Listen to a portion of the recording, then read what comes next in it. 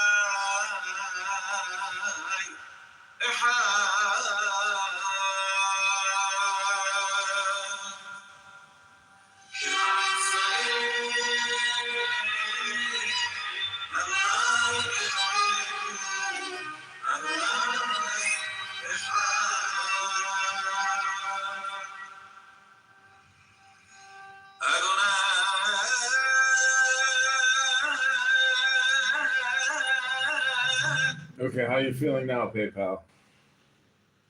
Amazing. I What did he say? like the music, but little scary. Did he say God is everything?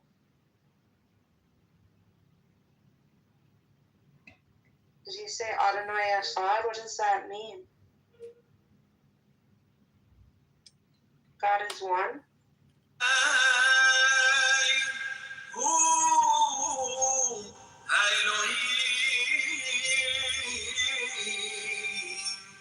Okay, so Elohim is like God.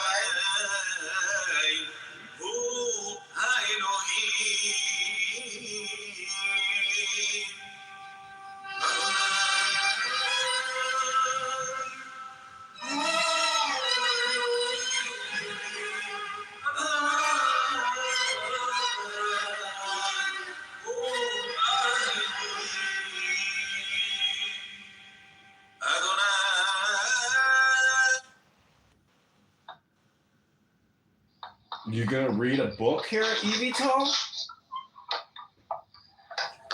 What's going on? How's my quality? Pretty good quality? Yeah, we can hear you pretty good. All right. Let's see.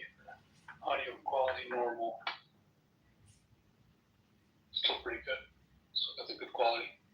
Quality, quality, quality. All right. Let's pull up his lyrics. On the corner of Main Street.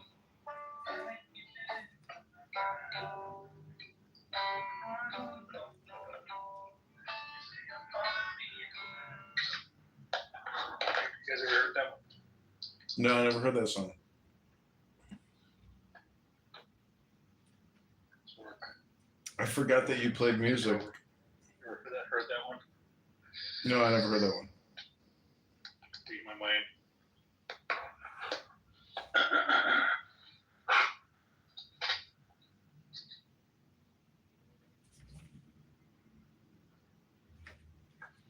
Where's that artwork from on your PTR? Is that Norval Morrisseau? Oh, no, that's the traditional Cherokee art. It's the Cherokee origin mythology. It's in the Cherokee hotel and casino. I put a link in the chat. That's the campaign to elect John Kitover for Congress. If you want to give $1, $100, or $1,000, but we're getting signatures this weekend out in Rockford, and I just did a pretty big podcast for about 45 minutes. So we've got press moving, and we've got $600 raised from Clubhouse. Are you signed up? I'm signed up with Antidote. Are you obtaining signatures and doing that process? Yeah, we've got petitions, and we're gathering signatures now. And Who are you running against? Darren LaHood, the rhinoceros vaccinologist and super debt creator. I talked to Augustus Palante this morning. He had a Maha COVID-19 vaccine alert room today. So they're still pushing vaccines. I don't know if you saw the National Institute of Pediatrics said that they're going against Kennedy and are suggesting all children get the COVID-19 vaccine. Yeah, that's pretty ridiculous. I know. So unnecessary. It's insane. If you're alive right now, you're breathing and you're kicking and you're doing your thing, why the fuck would you go get a COVID-19 vaccine? I need my mRNA. You know what's been the gotcha question that I really figured out from Clubhouse? When they're prattling along about how important it is, the technology, you just ask them when they stop taking their boosters. Every one of these loudmouths decided at some point to stop taking boosters by making a personal decision. They say trust the science for everybody, but they don't trust the science. Not all are fully boosted. People are also addicted to testing themselves for COVID-19 still. People have all these old tests around, and if they've got the flu or whatever it is, they're just like, you know what, I'm going to rub this on my nose and see if I'm positive for COVID-19.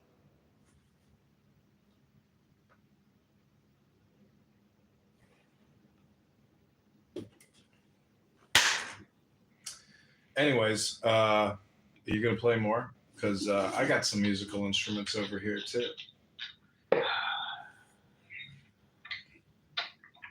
was doing earlier. Have you ever heard me play the Chinese flute?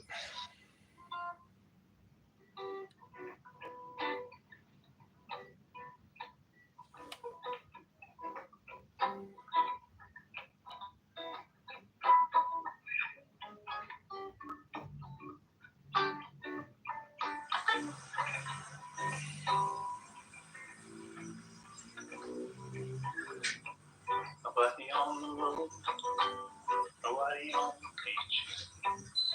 Feel it in the air, summer's out of the reach. Empty lake, empty streets. Sun goes down alone.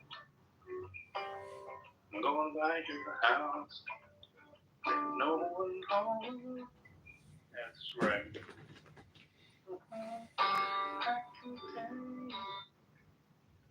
I gotta practice that one. I was messing around with that earlier.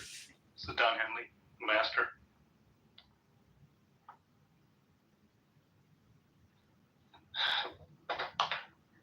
Freezing up.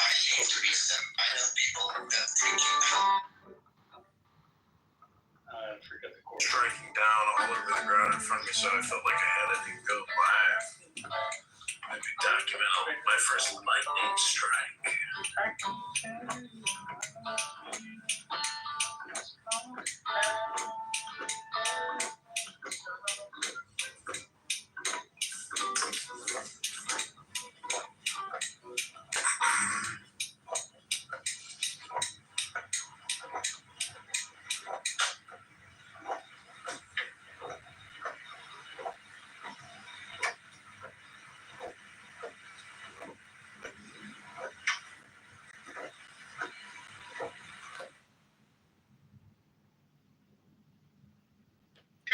This is so funny.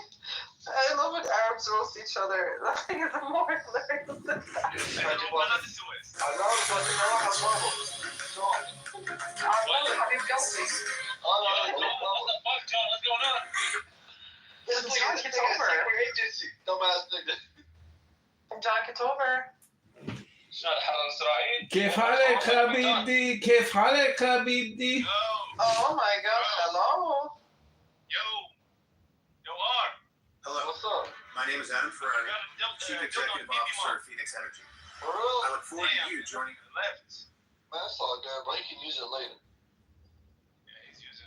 He can share it with his family. Yeah, محمد صلاح بالقهوة بعد. Muhammad left. Yo, Penny. Yeah. Let me talk to your wife. You My grandpa. Why are you saying your? I mean, he's the grandpa. Why are you saying your? Cooked up in He's not, Wuhan, China. I take it back. To just immediately go to You sound Sure. the 72 what was the vaccine first thing you do schedule. for a couple of guys?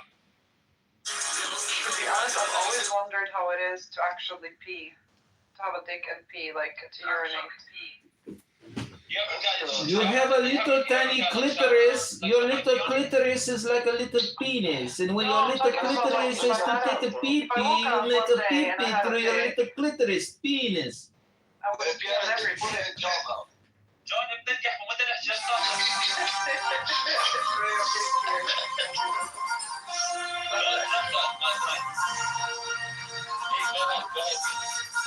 David. Yeah. I'm saying I would actually pee on everyone. I would love to know how it is to have a dick. I would love to know how it feels to get an erection too. I can show you. I want to know how it's not to feel it. I want to feel it to have it. No,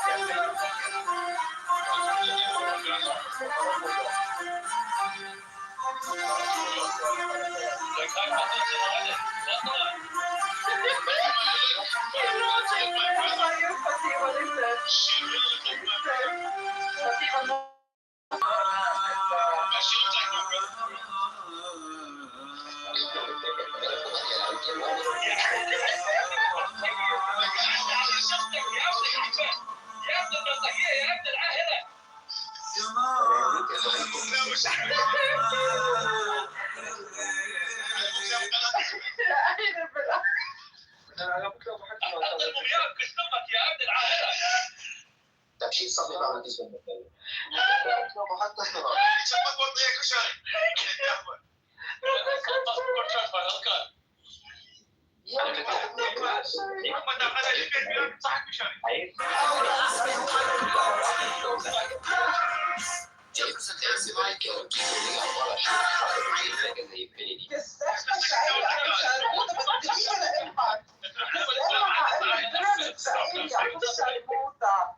بدي فوت البيرمتس بتيجي بدفك 300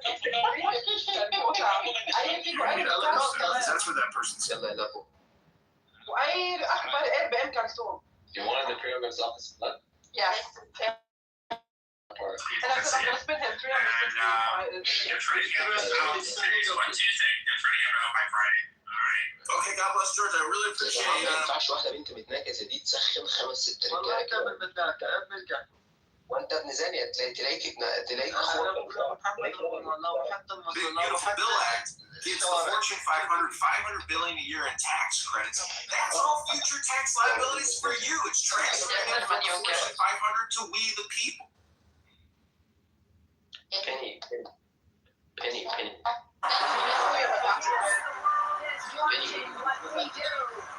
So you would like me to suck your dick, is that correct? Wow. Yes. That's fine. So Stop opening up rooms and speculating that people are doing things that you have no idea what they're doing. Fuck you. Hold on. Silent. When your king is We're living they silent, okay? in a vaccine industrial complex. It's not a vaccine diet. This is not you targeted message. What the fuck you are, nigga? You in class or what? Talking about keep silence, dumbass nigga. Why don't you show Miss Desmond some respect instead of asking such questions? Wait, who let the blacks in here?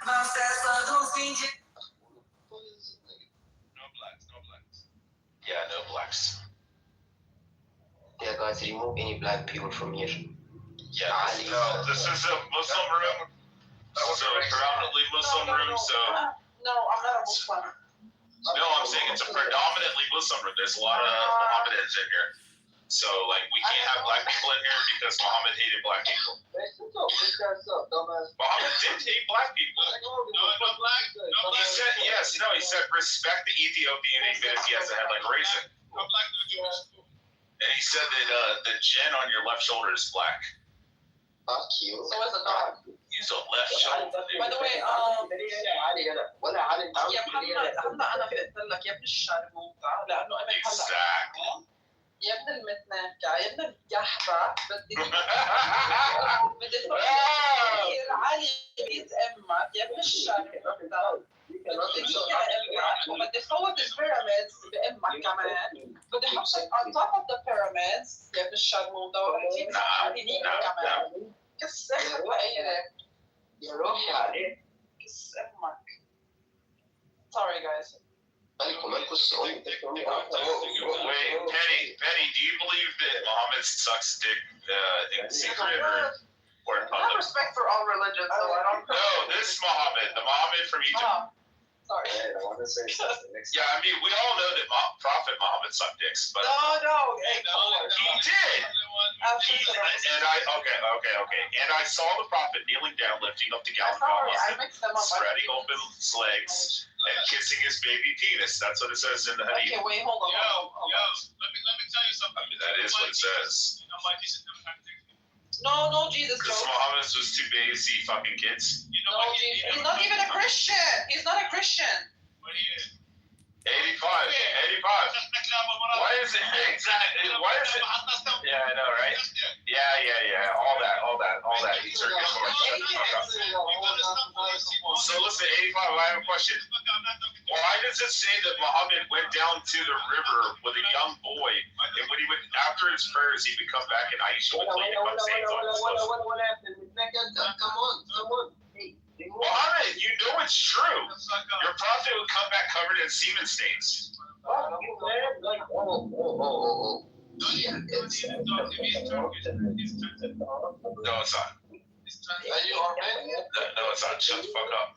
Are you Left shoulder, do not talk. You Armenian? Do not talk left shoulder. You a monkey. Bro, you left shoulder, bro. Muhammad hates you. Prophet Muhammad said you're a dog.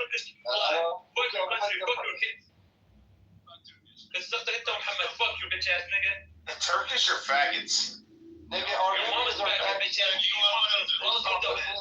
Istanbul's a rat hole.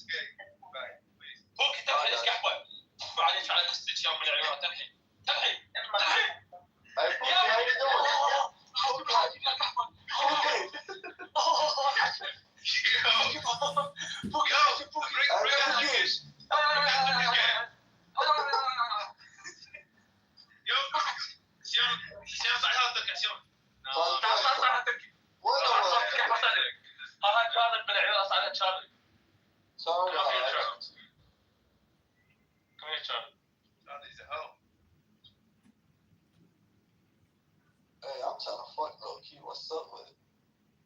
Hey, John, who the fuck is you, nigga?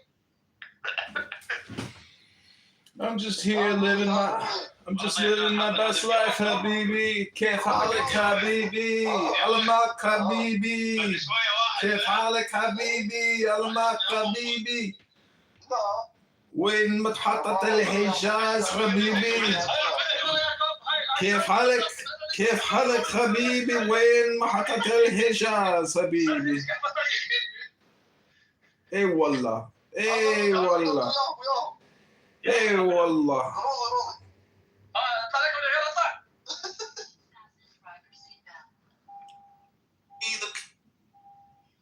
Charlie, I swear to God, if we go train on you, dumbass.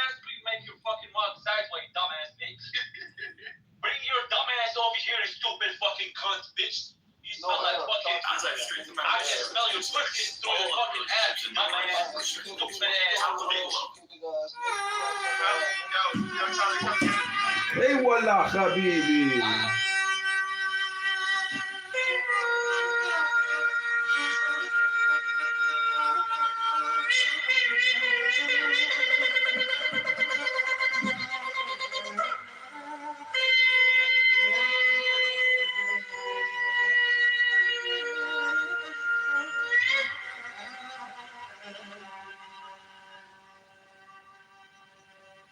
לאדוני אלוהינו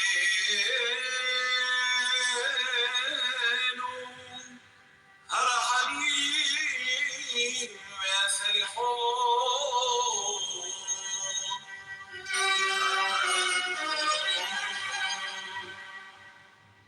לאדוני אלוהינו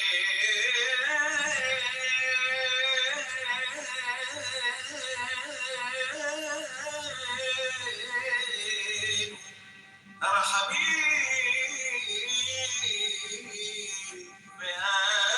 והסליחות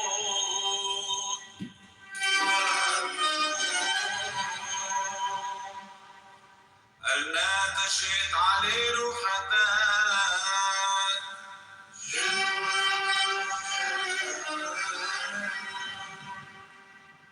חטאנו צורנו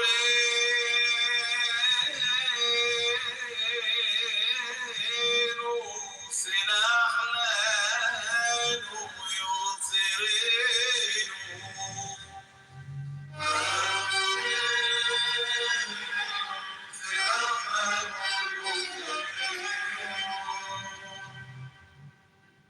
שמע ישראל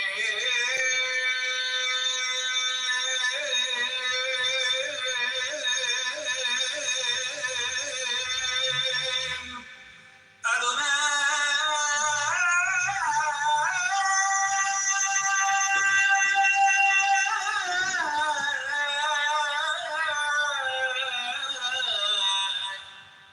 אלוהינו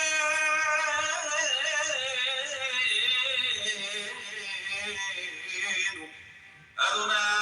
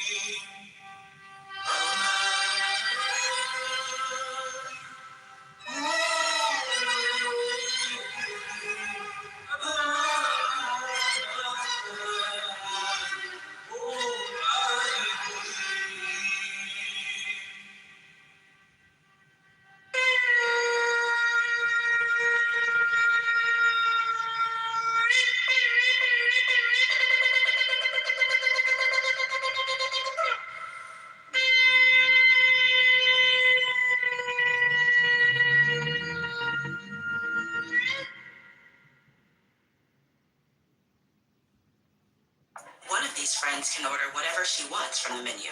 The other has food allergies. You do your best to avoid food allergens, but accidents can still happen.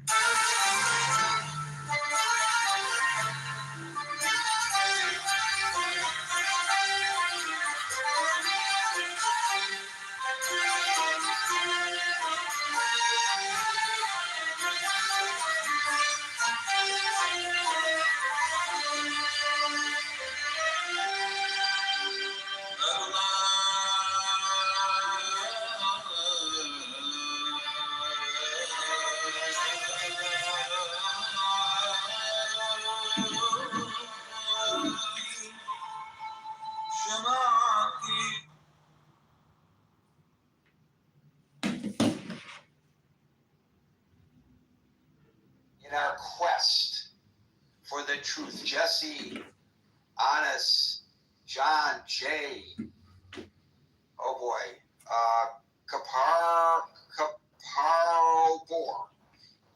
Al, Tamek, Javed, this one is Palmer Tracy. I bet you that's Tracy Palmer. And William, welcome to the Critical Thinking Forum. So this is where I get to tell you the room rules. We're here Monday through Friday from 5 p.m. to 6 p.m. New York time. By the way, tomorrow I'm going to be using a different interface. And I'm going to rely on Alan, who's got extremely well-developed auditory capabilities, to tell me whether there's an improvement or a degrading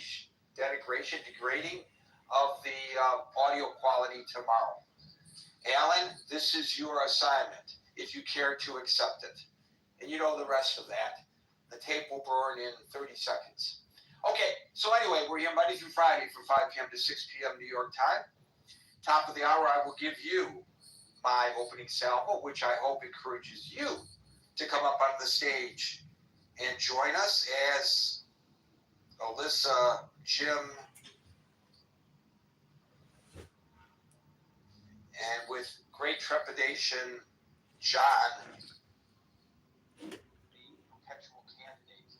Why great trepidation, Gary? I'm inviting him up to the stage, Scott, because he's your friend, and I am going to hold you responsible for his conduct. I will gladly be responsible for my good friend, the candidate, Congressman hopeful, John Kitover. I will tell you one thing: if John gets elected to Congress, you think when George Santos was there, Congress was, an interesting place to watch? You think that Marjorie Taylor Greene? Wait till John gets in there. They're going to say those people were vanilla. He's Nothing the real vanilla compared to John. Vanilla. Okay, and John, no more memes in the chat. Thank you. I know you'll probably come back under another nickname. We do not want memes in the chat. It's a serious discussion, and we will keep it that way. Anyway, boy, I'm going to run out of time here. I'll call people in the order in which I see them, which may not coincide with the order in which you see yourself.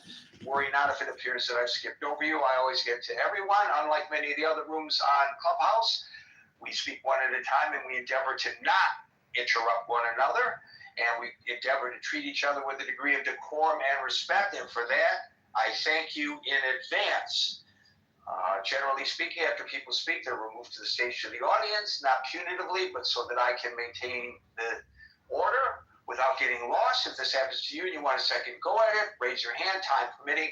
You will be given a second opportunity since we are here from 5 to 6 p.m. New York time at about 5 minutes to 6. We will no longer be inviting people onto the stage, but if you're already on the stage and in queue at the 6 o'clock hour, we will go into extra time to give everybody an opportunity to speak. Welcome to the Critical Thinking Forum. That's the fastest in history. A new record by Gary Baumgarten. Kitover, John, welcome to the stage. I don't think I'm going to have time to welcome people individually who have subsequently joined the audience, but welcome to you all. And Tiger, congratulations for having the fortitude to come up to the stage after yesterday's discussion. Ron, welcome to the stage. Seconds away from starting at the top of the hour, literally. Barbie, welcome to the stage. Welcome to the Critical Thinking Forum. We're here Monday through Friday from 5 p.m. to 6 p.m. New York time. Today I wanted to delve back into what's really going on with Mr. Putin. And I think now, there was a lot of speculation when he went to Anchorage about whether that was all form and not substance. And I think a lot of it was a criticism of the president, but really, the critique should have been, I think, and I think we're all potentially guilty of this, if I'm correct in what I'm about to say, the critique really should have been about Putin. Because it seems that Putin is playing the president, he's playing Zelensky, he's playing the European community and NATO, he is playing the world. I don't think he has any intention of meeting with Zelensky. I don't think he has any intention of ending this war. His intention is exactly what it was when the first time they invaded Ukraine, and then Ukraine was promised security guarantees, whatever the hell that means. You know, we say things, and it sounds great, but what the hell does it actually mean? And, well, we gave them the security guarantees, and what happened? Well, Russia, just when he was ready, just marched right back in, literally. And so what were our security guarantees anyway? But the more important thing is what's going on the ground right now. And I think those of you who have been watching the chat probably are not surprised that I am moving in this direction, because the day of the meeting in Anchorage, while they were meeting, they intensified their attacks on Ukraine. And the subsequent day, they intensified their attacks on Ukraine. And I wrote in the chat, and folks who are uninitiated, the chat is linked above. It's a Facebook Messenger chat for Critical Thinking Forum users. It's open 24/7. Feel free to join and participate. I use the terminology, Putin is flipping the finger at the world.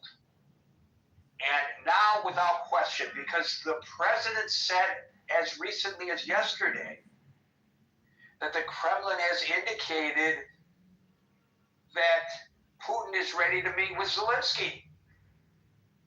And all the speculation was, well, where would they meet? Who would be there? Would Zelensky be safe? Because, you know, they tried to assassinate him. And all of that was wasted rhetoric, because he has no intention, in my assessment, of meeting with Zelensky. So today we learn, in spite of what the president said yesterday, the Kremlin has not formally agreed to meet with Zelensky. So it's all BS. Like most of the stuff that comes out of the mouths of politicians and diplomats, BS. It's totally meaningless, except it's not meaningless to the people who are being killed.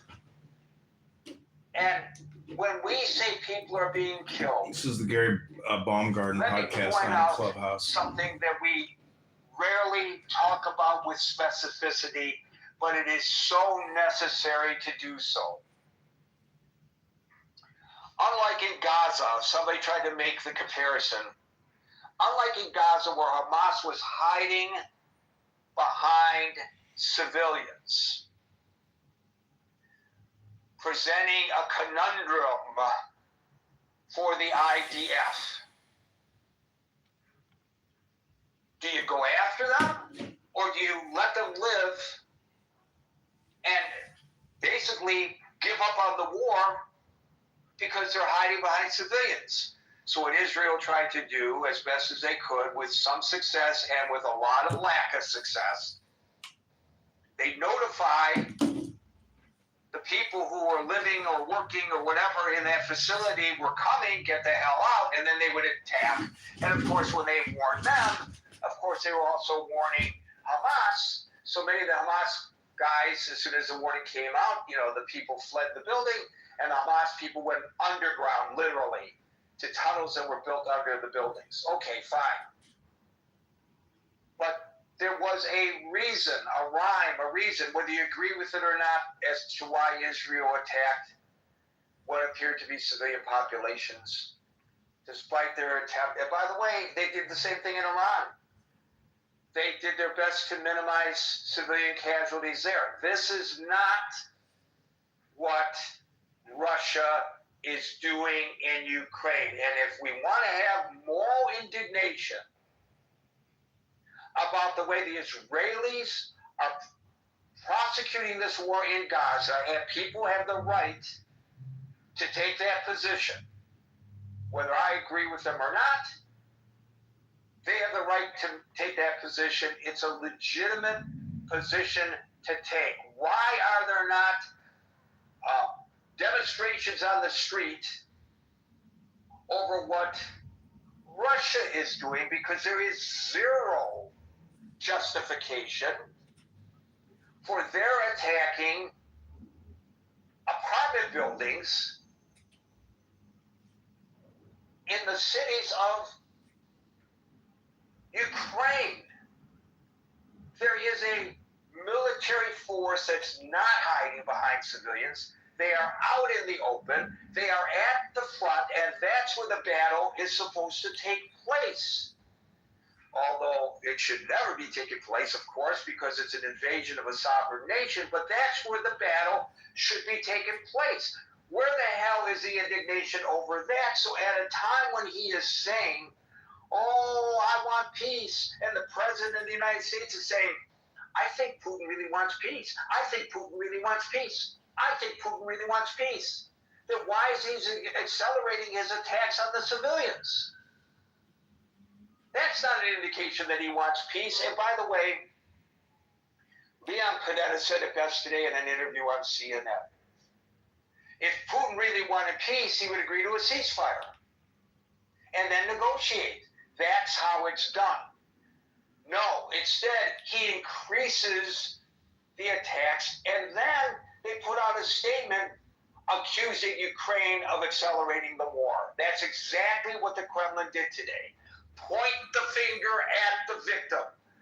By the way, there's a parallel there when it comes to Israel, but we're not talking about Israel today. But I threw that in anyway because I felt like it. Putin does not want peace.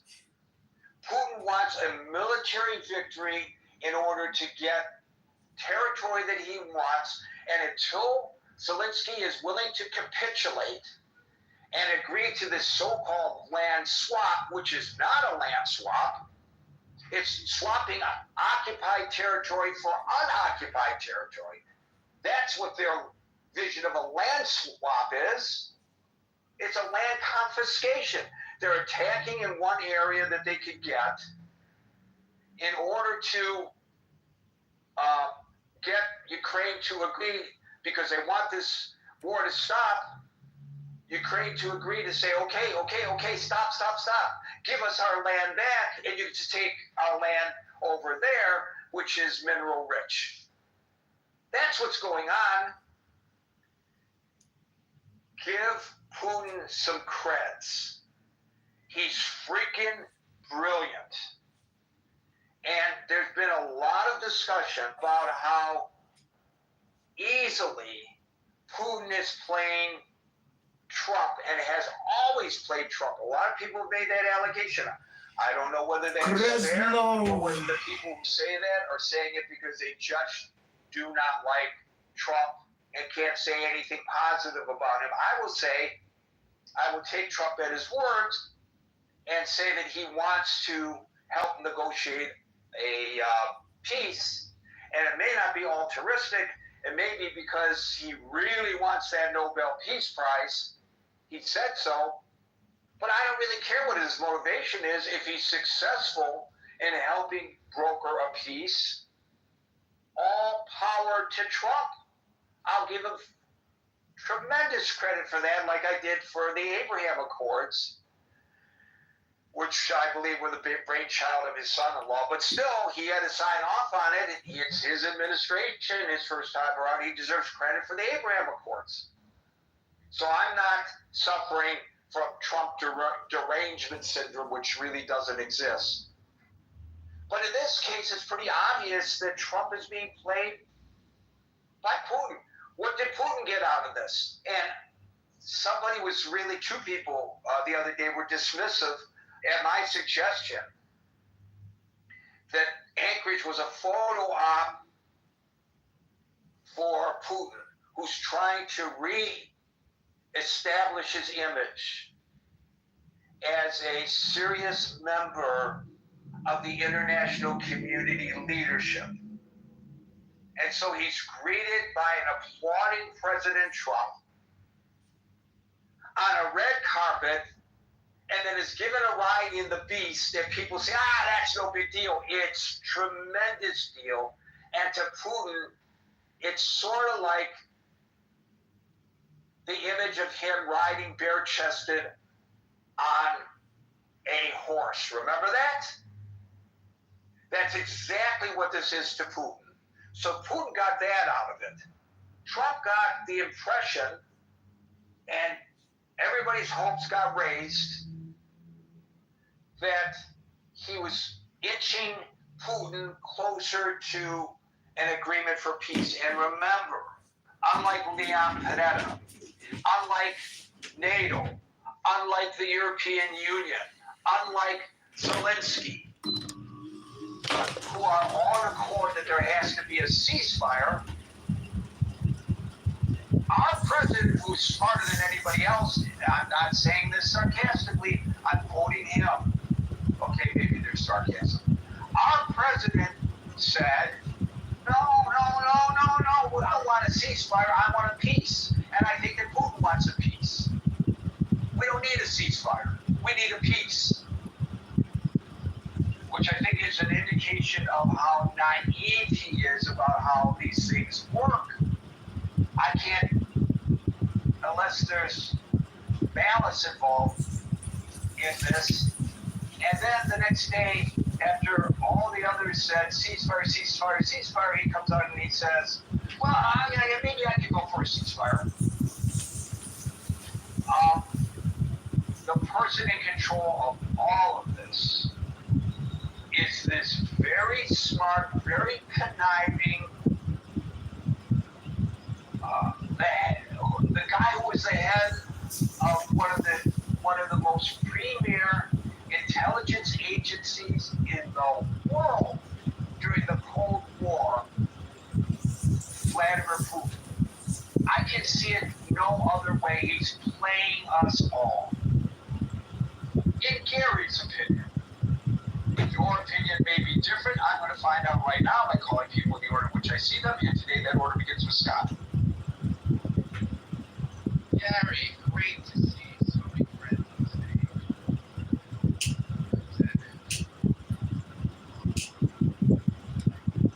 Advocate very interested in movies, geopolitical, institutions. Good to see the Congressman candidate, Congressman Kitover. It's a battle to get on the ballot. Also went for now, and it was a great room of burgeoning clubhouse. Gary, it was fantastic. Great choice. Well, Gary, it's been said that Trump, it was said in this room just the other day that Trump has been battle-tested negotiations in the crucible of New York City real estate. Whether or not Trump has been successful there, or he's rebranded and saved his financial empire through reality TV. We can believe that. Hey, Gary, you probably know this is a guy who's in and out of the Big Apple all the time, working plus.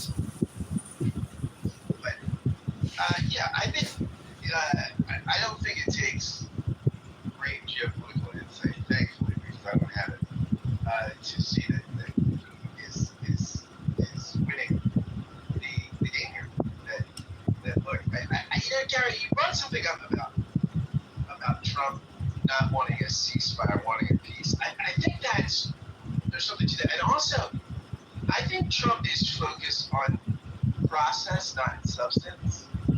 So I think rather than say we want like the ceasefire or this, like the European leaders want, he said, oh, we gotta do this. Okay, we got, we had a very good meeting. Now we're gonna meet with Zelensky. Then we're gonna meet here. And as if that just the meetings themselves are an accomplishment, right? And that if you just sit down enough times, that there's some kind of automatic result, and that result is some kind of just peace, right?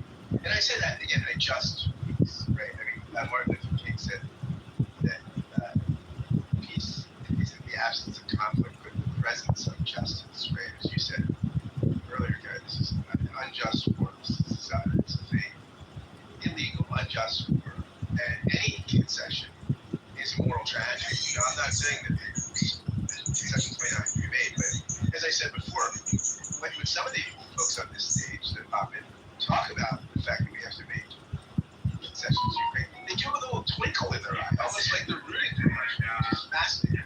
They don't say it as if they're sad, tragic, but we might have to see something. They're almost getting at the fact that they don't think Ukraine has prospects. But yeah, I think you're right. I think Putin is playing, or at least what you propose is possibly Putin, I think, is playing Trump like a fiddle. I think Trump, somebody posted that thing from 2013. Remember when Trump was holding the Miss Universe pageant in Moscow, and he tweeted out, I'm holding, we're Putin at 10, will he become my new best friend? This is a killer and a tragic and a terrible person. In 2013, Trump wanted him to be his best friend. I mean, this is weird, right? I mean, that's strange. I don't we all think that was strange. By the way, I think that Jeffrey Epstein was probably upset by that because he was his of course.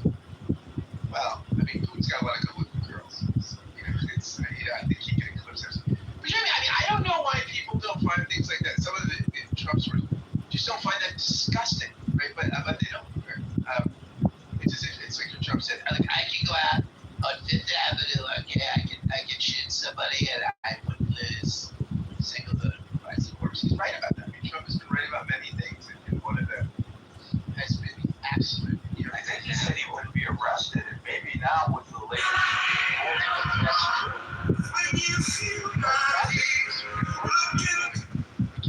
they can't lock Obama up now for all the planning to steal the election from all the Russian propaganda. By the way, one of the finest looking people to ever be in the cabinet. And Kristi Noem used to be more attractive, so she had this fashionista kind of makeover. I mean, she was a much lovelier person as a governor. I thought her fashion sense and just her own sensibility for makeup was just much better.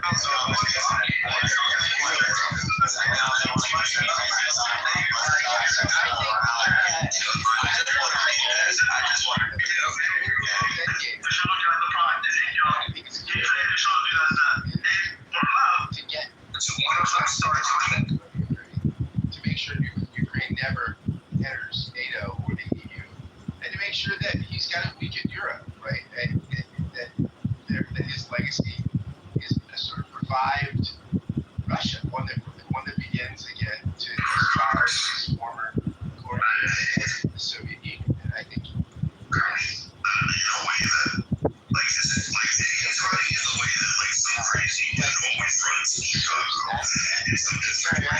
it's a huge deal. It's a huge deal. People die to get a meeting, right? Despots always want a meeting, especially on U.S. soil, right? Because it grants legitimacy to people who are viewed as illegitimate. And so when people don't see what the big deal is, right? What's the big deal that Putin gets the red carpet? That's just how you negotiate. So no, it might be how you negotiate a merger between Hard Rock Cafe and Applebee's or something, right? But on the international stage, these things matter. These things are significant, and Putin is getting things, concessions that are significant, while he's continuing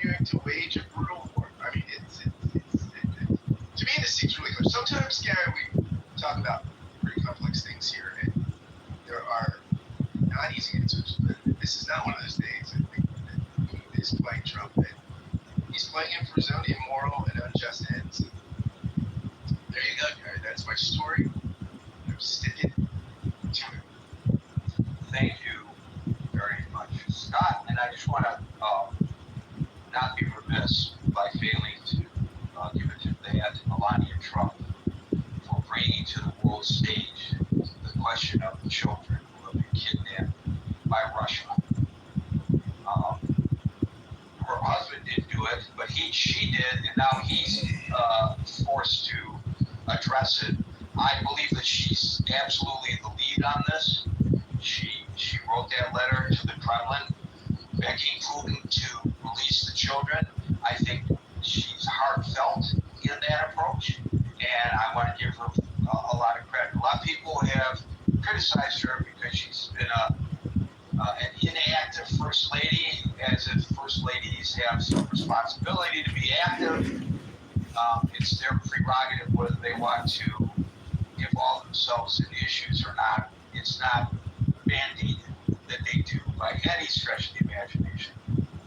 But in this case, I give her a lot of credit for actually getting involved, and she's got the bully pulpit, and at least it's being discussed now. And people who, it may have eluded them that this is part of this war, that nobody's out on the street protesting against, on Columbia University's campus, in Times Square, at Harvard, at UCLA, at the University of Michigan, we're in the encampments, demanding that the children be returned. I call on these people of goodwill to come out again and demand that the children be returned. There are enough Jews in Putin's army.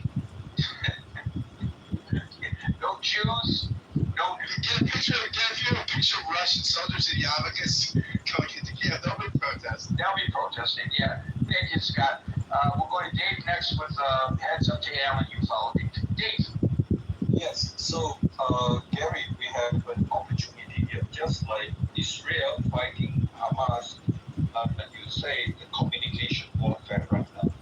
Right now, we need to gear up the communication warfare. Just like you say, the world should recognize Putin has zero sincerity in having this talk, because during the EU leader meeting at Washington, Putin already, organizing Belarus, about 40,000 rushing to the border with Ukraine. I don't know if you know about this.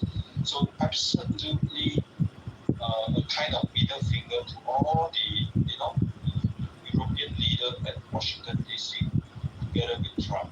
So what the US and Europe need to figure out is communication warfare. And I think today Trump called Viktor Orban. It seemed like after he spoke to Putin, and I think it seemed like he's trying to urge Viktor Orban to let Ukraine join the EU as part of the process to increase the security for Ukraine. And I think Viktor Orban might be the country, Hungary, to organize the trilateral summit between the US, Ukraine, and Putin. So these are ongoing negotiations, but I think the solution is this. Just like how Israeli is handling the situation in the Middle East, there's only one language. With the Middle East, if you don't speak the Middle East language, just like the European has zero clue, just intervening and wasting time, that is not helping. And so the European has to learn how to speak the multi-country language. Putin is a big bully, and you need a way to deter the big bully and tell the big bully we mean business.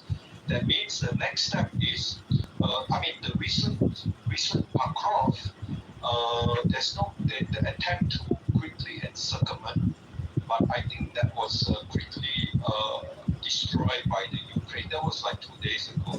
So just in case anybody can say, Bancroft, this is 2 days ago. So the settlement is totally destroyed. And so what I want to say is this. Germany is talking about putting army. French is talking about putting army. I think the best way is to try to figure out a system to increase the number of Latin American countries fighting. Okay?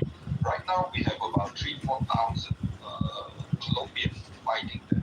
I think we should try to have a very good scheme to encourage more Latino countries to come to Ukraine, increasing the number of Latino countries present there.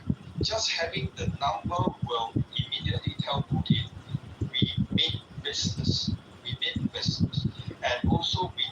And also instead of this Latino country coming to US, now we come up with a good scheme for them to go to Europe. And I think we need to increase the number of military presence because Ukraine is winning. What we need is increasing the number of people on the field, just to showing the number is enough to tell Putin we mean business. At the same time, Putin's oil refinery capability has been destroyed 10%. And so I think in the negotiation, US and Europe has to show like we're going to increase that to 20% by next week, maybe 30% by 2 weeks later. I think that would really, tell Putin we mean business, and then we increase the communication warfare to address the populist population in Europe who tend to favor a little bit of Russia. So basically, just like Russia in Israel, identify the strategy of multi-front war and work on it one by one. Just like what Israel has achieved, more of them is gone. So Dave, you bring up a very interesting point, and I want to expand on it just a little bit here, and that is, they're talking about any peace proposal must include security guarantees for Ukraine, and that means all these countries will ensure security for Ukraine. Now, what that exactly means, I don't know. Does it mean that they'll actually send troops? Does it mean that they will defer to UN peacekeepers who are not allowed to fire around unless they come under attack? So you can walk into a village that's being quote-unquote protected by UN peacekeepers, and you can massacre people right in front of them. And so long as you don't shoot anybody wearing a blue helmet, you can do so with impunity. I don't think a lot of people understand that because we call them peacemakers. Okay, so wait a minute. Let me get to the question.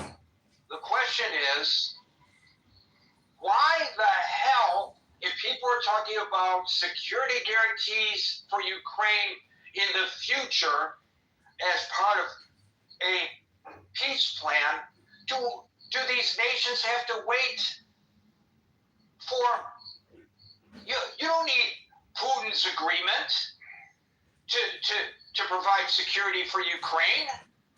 It's happening now. It may or may not happen in the future following a peace.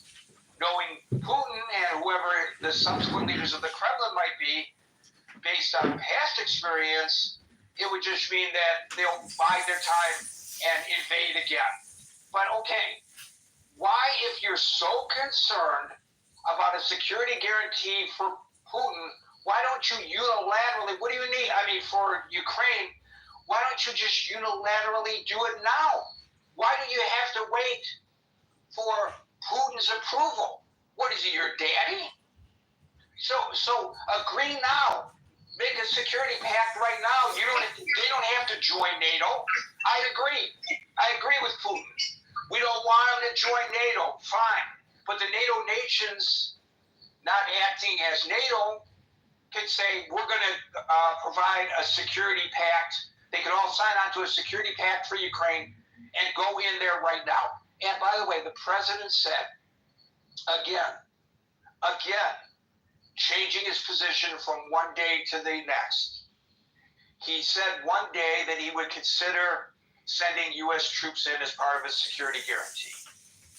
And then he said, no boots on the ground, but we'll provide air support. I don't know what air support means, but if it means dropping bombs on Russian troops, if you really are saying that that's what you're going to do, why wait? It's happening now. Why not? I know I'm going to sound like a warmonger here, and people are going to say, oh my God, if you do that, you're going to start a direct war between the United States and Russia, and you're playing around with an itchy finger on the nuclear bomb and all that kind of nonsense. And maybe so.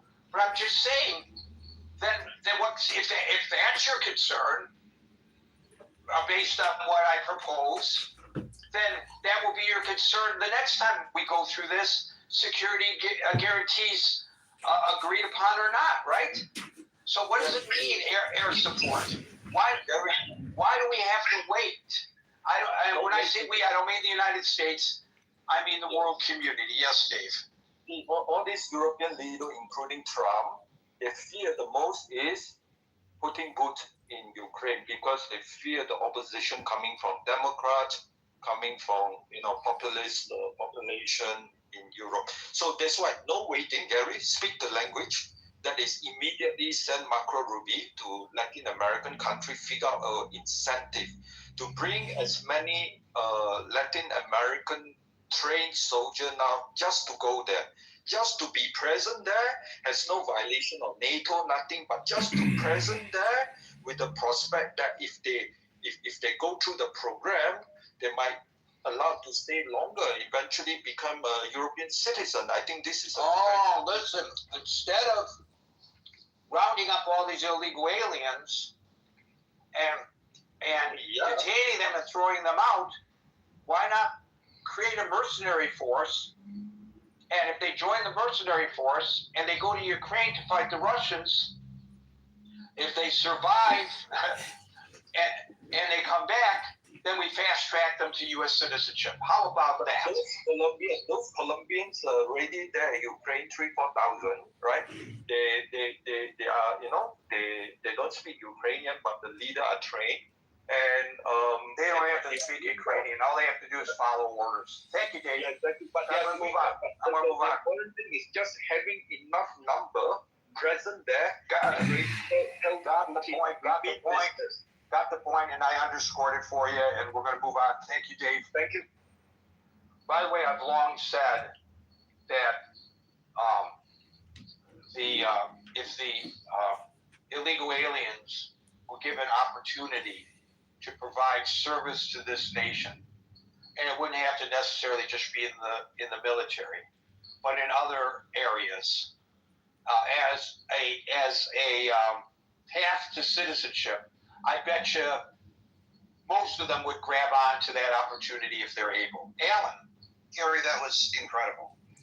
First, I do want to thank my good friend Scott for his reference to my form and also for his reference to the beautiful women in the cabinet. I mean, we've had Frances Perkins, we've had Janet Reno, we've had Hillary Clinton. I mean, haven't you ever heard the phrase, beauty is in the eye of the beholder? Okay. That's interesting coming from you, but go ahead. Okay. I accept your invitation. I appreciate being included in your forum. I would say sound is not the most important thing, but the UI to Clubhouse, and I hope what you're going to get, it only affects it doesn't negatively affect your UI. No, it's going to actually positively affect my able body. What it might do is degrade or improve. And I want to know. I just want an air check from you there, Alan. Just an air check. That's actually a mic check. Okay, but Herman Cain. I'm thinking about publishing a story that Herman Cain died of Trump derangement syndrome. And if you think about this seriously, he actually did. He refused to get his COVID shots, and he died. And so I think Trump derangement syndrome may be fatal. So I'm not so sure that politics should be entertainment. When it is, people die.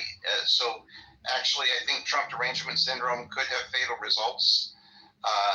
I know you've got the candidate coming up. I do want it to be very clear that the candidate did say in my room that he thinks Trump should be impeached, and I do have it on tape. So he can't go back on that. Here is a Republican who believes Trump. I hope you guys hear that clip because I'm screaming my head off. I'm asking him if Congress should arrest and impeach Trump. He's like, yes. Those who don't know history are I cannot believe it, but Thomas Massey is currently on this guy's crazy X account. I don't. I mean, I can only speculate. I have thought that when they talk about victims, now they may consider some of these billionaires who got caught up in this to be victims because it would be embarrassing to them. Admittedly, the legislation that Ro Khanna and I introduced, because we have to get 218 signatures, we did have to allow for exceptions for national security. But I think there's still a space in there where they are obligated to disclose if Epstein was part of our national security apparatus or Israel's national security apparatus. So I am concerned about the redactions. One question I don't know the answer to, but I suspect I do. I've got a suspicion of what the answer is. Can members of the Oversight Committee go view the unredacted documents? So, for instance, Marjorie Taylor Greene's been a champion on this. She serves on the Oversight Committee. I used to serve on the Oversight Committee before I moved to Judiciary. But could somebody like Marjorie Taylor Greene go look at the unredacted documents if the DOJ didn't redact them, but the committee itself has redacted them? I don't know, but I suspect she could.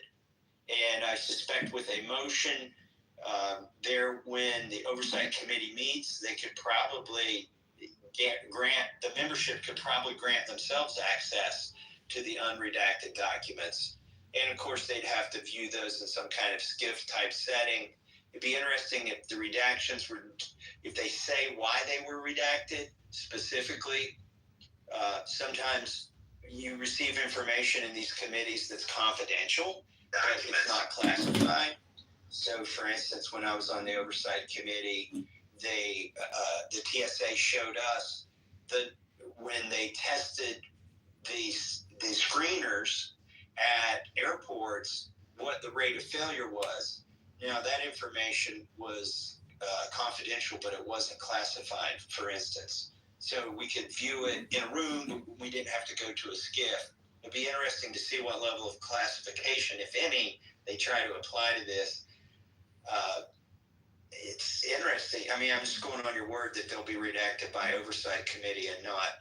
I was reading, that was the statement that the Oversight, I'll put it up in the Jumbotron. Here's something else in that same vein that's interesting.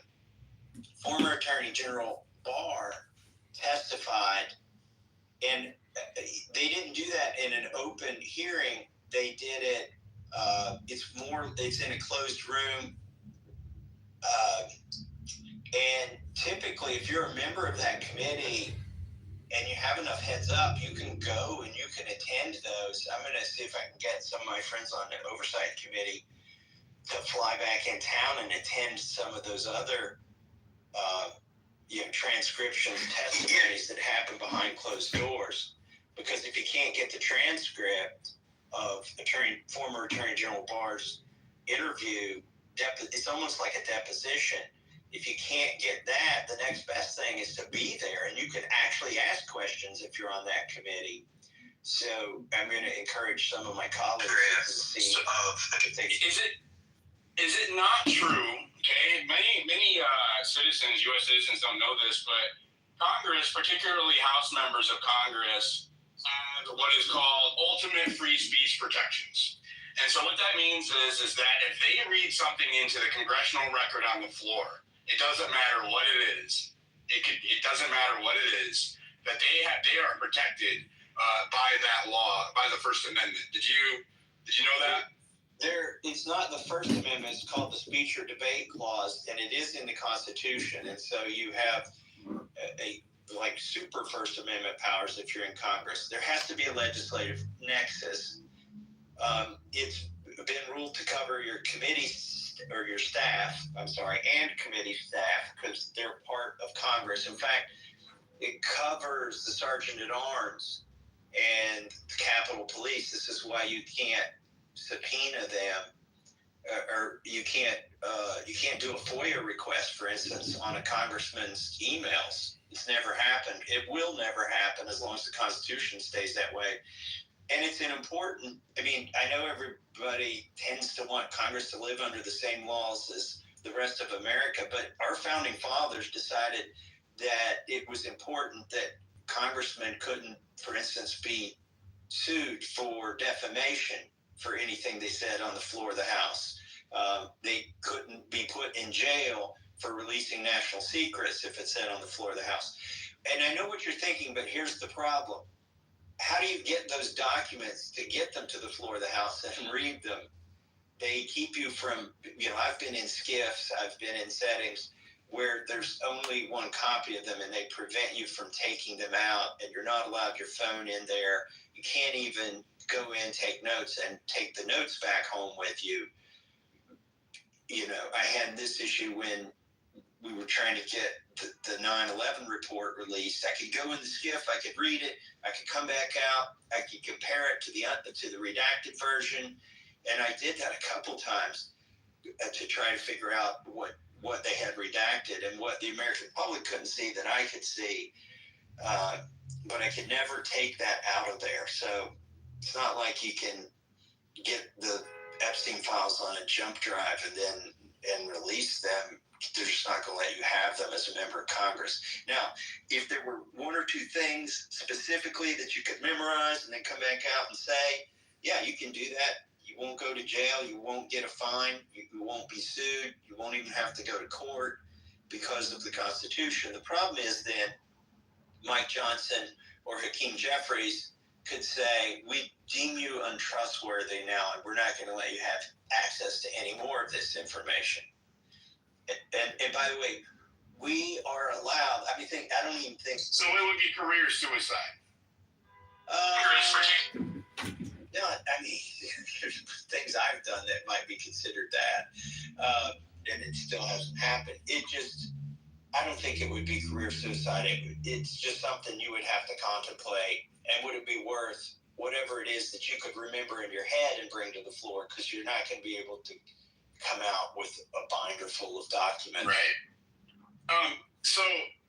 Well, thank you for that insight, because I've always kind of so many things get obfuscated through quote unquote national security or classification, and we've seen from government redactions over the years that they classify anything from they overclassify by a lot. We've seen instructions on how to operate a toilet at some point in time. So this is a problem. Go ahead. Well, ultimately, they can classify it as high as they want, but ultimately that belongs to Congress. Congress paid for those documents, and we can get them. And then it becomes a matter of whether Mike Johnson and the committee chairman will let other members see them. And so it kind of grinds down into that. Do you think that MTG is going to be able to get a look? I don't know. I talked to her. I'll see if they can. There are other people they're going to call, and it might be the case that even if she couldn't be there, there might be other members who would be able to be there present. They schedule these depositions, by the way, at the most inconvenient time, because they don't want rank and file members in there. Because if you're in that meeting, you can ask questions yourself. Didn't they ask you real quick, what did you think about the exchange that went there? Comer put out a statement on what was said. to a greater or lesser degree. And he pretty much, he said that Trump wasn't implicated, and then the Democrats were. It was really partisan on both sides. To be honest with you, I saw. I thought the news reports were stupid. I mean, that was the headline. Trump is not implicated. Trump is not implicated. Well, we're not going after Trump. What we're looking for is justice for the victims. I never assumed he would be in there. But they somehow, I feel like that was a distraction to make that the headline, that Trump wasn't implicated. Well, that's not why we want these. Now, maybe some Democrats would hope and wish that he's implicated. But what Ro Khanna and I are looking for is for justice for the victims. And by the way, I'm not sure if we mentioned this in the other space, Ro Khanna and I have secured a press conference in front of the steps of the Capitol on September 3rd, when it's the first full day that Congress is back in session. I think it's at 10 a.m. when we're going to do that. We'll have survivors who've never spoken publicly before speak at that press conference. So here's the interesting thing about that. This puts to bed all those people who they're just throwing up smoke and mirrors, but they say, oh, Congressman Massey and Congressman Khanna, they're putting these survivors at risk. They want to expose them. Their legislation isn't crafted well enough to protect them. Well, if that were all true, why are survivors showing up at our press conference to try to help get our legislation passed? And that's exactly. The victims are definitely not getting justice here. And when I see the partisanship on both sides, the Republicans and the Democrats, and what I think I see is a uniparty strategy to intentionally make this a partisan issue. That way people aren't focusing on the facts of the case and are perceiving it more as an attack by the opposition party. Right, and I can only imagine the amount of heat that you take when you were talking about, career suicide. Just in reporting on Epstein myself for the last 2 months, the amount of threats and the amount of heat I have taken, doxing attempts, harassment, you name it. I mean, you name it. People, Nazis on my stage. I have Senator Shane from Oklahoma. He's a state level senator. They've experienced some kind of weird intimidation. Ever since we started covering all of this. So, which part of this do you think I don't understand? When this stuff heats up, my phone battery life goes to about 15 minutes, and I could go sometimes 24 hours without even being able to read a text on my phone. There are times when there's a lot more scrutiny applied. And we'll see what happens. Definitely, they're keeping score the wrong way in D.C. I think some Democrats are keeping score by the number of times Trump's name might appear in the documents, and the Republicans are keeping score on if they can just completely avoid taking this vote and going on the record at all. And Speaker Johnson is acting like he's being persecuted here.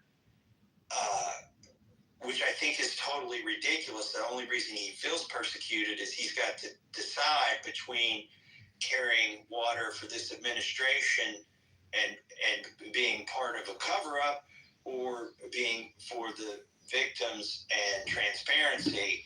And I think he sees it as his job to keep every Republican from having to actually pick between those two choices by expressing a vote on the floor of the House of Representatives.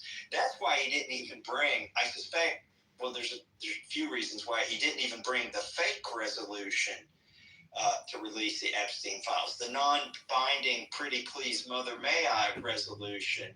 He didn't even bring that to the floor, maybe because he realized that people would see through it, but more likely he didn't even want people to go on record with a fake resolution. And the fake resolution is full of flaws. It refers to a Section 2 that doesn't even exist in the document. So that's another reason he probably didn't bring it to the floor.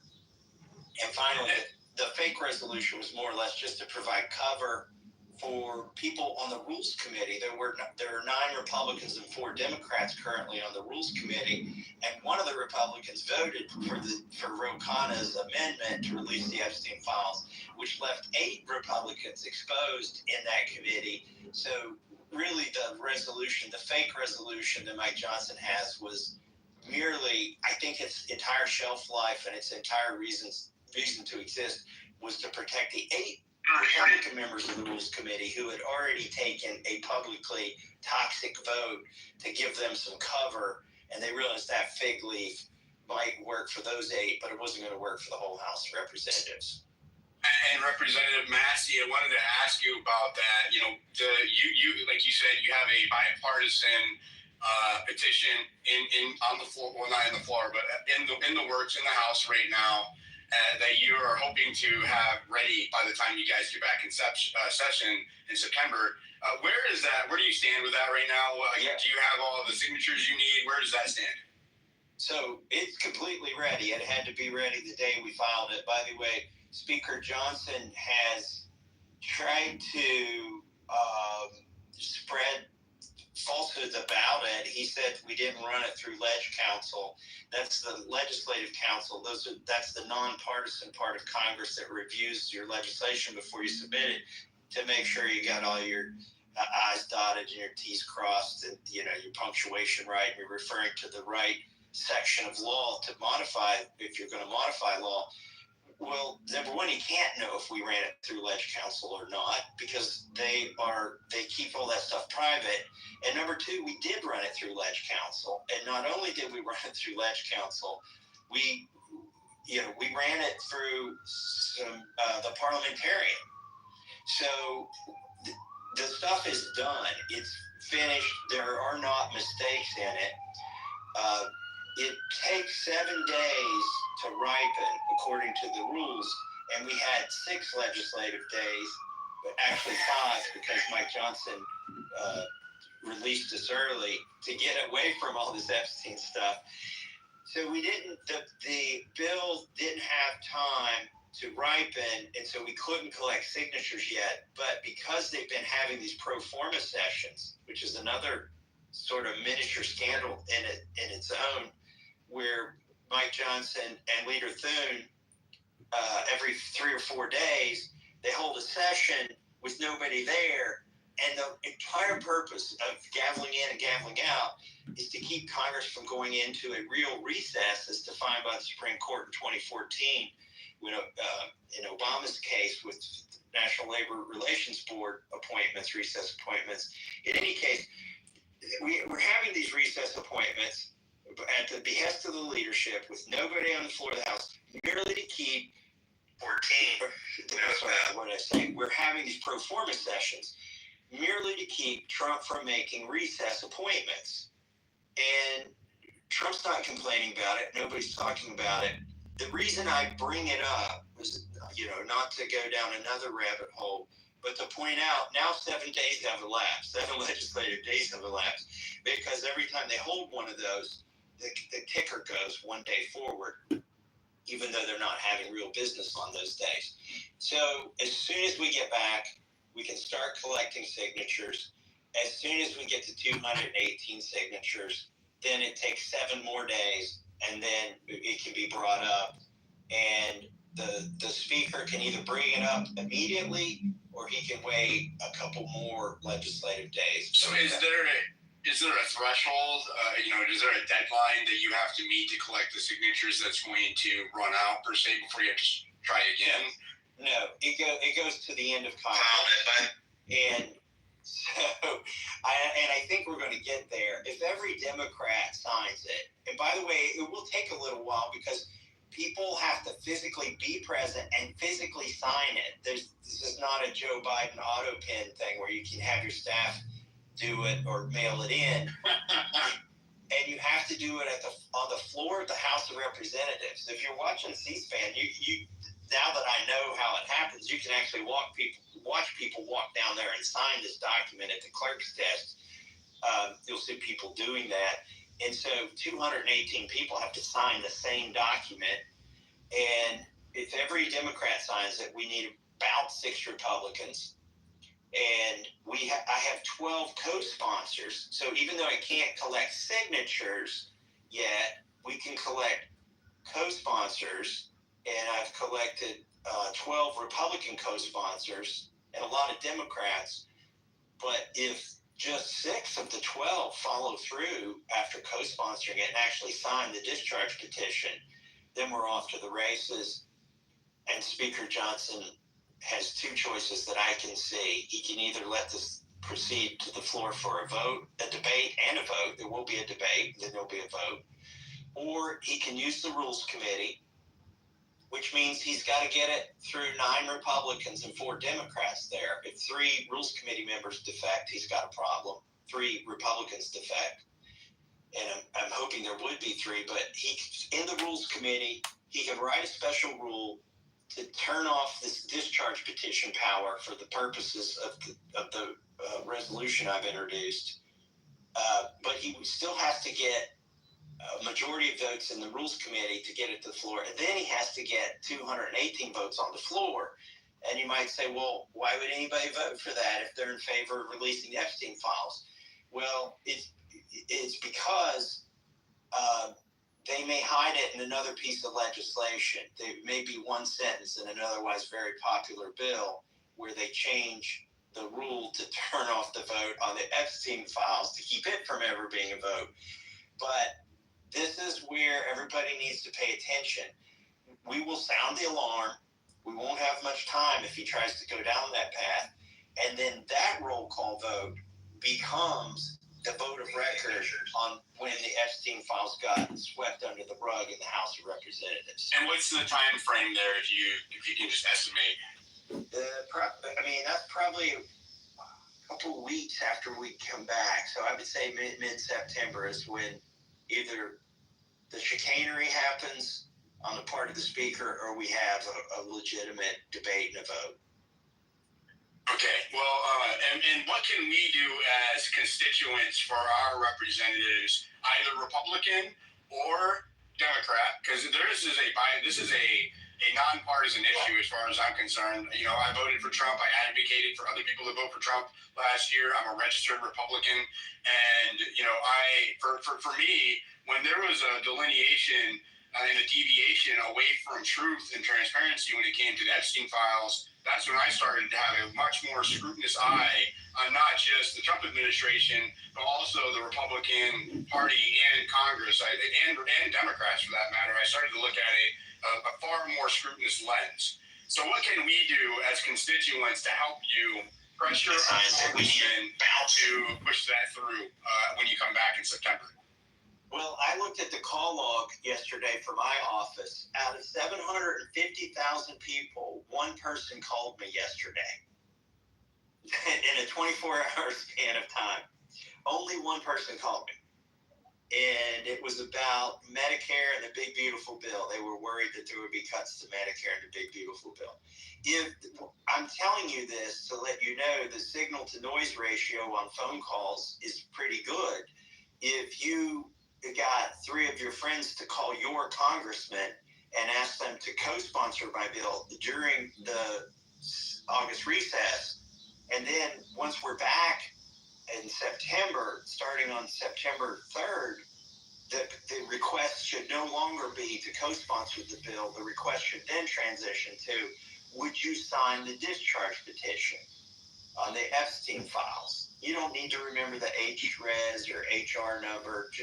It's HRES 581, but ask them, would you sign the discharge petition on the Epstein files? And don't call Nancy Pelosi or the other reps in your state that you can't vote for, because we do have caller ID and the people are going to look it up, see if you're an actual constituent, and they'll let you talk, but then they're not going to write anything down to pass on to the congressman. So only call your rep.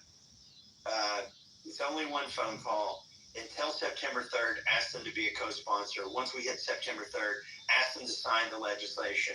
And then once we hit 218 signatures, they don't need to sign it anymore. Transition to asking them to vote for the legislation when it comes to the floor. So it's 3 different asks depending on what stage we're in. But right now it's the co-sponsor stage. The next one will be please sign it stage, and then the third stage will be please vote for it. So then every time I host a space about Epstein, my ask will be please call your representative and co-sponsor Representative Massey and Khanna's bill about the release of the Epstein files. And then I will use September 3rd as a lightning rod, especially when we have the victim statements up there. I'll host a space. I'm going to cover that event in Spaces. I might even come to DC in person. We'll see. And we will use that as a lightning rod for people because I imagine that there's going to be new victims there, according to what you guys say, sharing their experiences and what they've gone through. And we're talking, the government has admitted there's over 1,000 victims of Epstein that they admit to. Over 1,000. And we always know that's only the tip of the iceberg. You know, every time that there's a crime like this, or these kind of crimes have occurred, it's always the tip of the iceberg. And go ahead. Well, there's a good point in what you just said. Over 1,000 victims of Epstein. Well, really, is he the only perpetrator? And Maxwell? No. This is the ridiculousness of their position. Is that there, are hundreds of victims, and that only 2 people have been prosecuted. And that's what we're looking for, is prosecutions ultimately, and to know really who was Epstein and what was he doing on behalf of who. And so the other thing is, this is just sort of a teaser. As you can imagine, there are people who've approached me through secure channels about things they know once I introduce this resolution, and there will be more information to come out in the media that's going to make it harder for the administration to call this a hoax. There will be more information dropped. They'll try to sweep it under the rug, but I don't think they're going to be able to. There's at least 2 things that come out. I mean, one thing. It's going to make the denier's job a lot harder. And that's all I can say about that. But Wow. Breaking right here. Yeah. Next Spaces. Wow. Breaking teaser, right? I didn't give you anything real other than there's more coming out. It's just going to be, just like having the survivors come to Capitol Hill and testify publicly in front of cameras. What are they going to, what moral human being is going to later that day walk to a podium and say this is a hoax? They can't. And so, and there will be more things like that come out in September as this heats up.